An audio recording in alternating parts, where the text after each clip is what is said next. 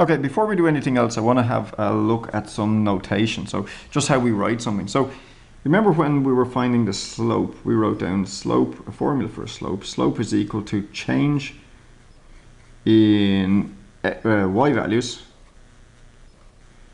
divided by change in x in the x values. That's how you find the slope. Okay, in maths, that's a very long thing to have to write all the time. So in maths, there's a symbol for change, and the symbol for change in maths, change, is d. Well, there's two actually. It's either d or delta. A triangle, it's a Greek letter, delta.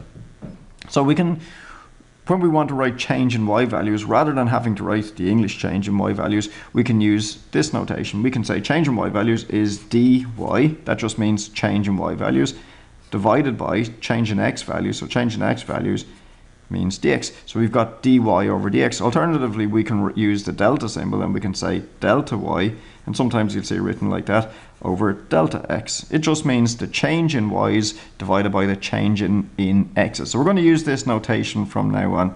Another way that you'll see it written is, you'll see it written like this, f with a little dash here, x. So f dash of x, or it could be g dash x or h dash x, doesn't have to be f dash x. F dash x is another, is just another way to write the word slope.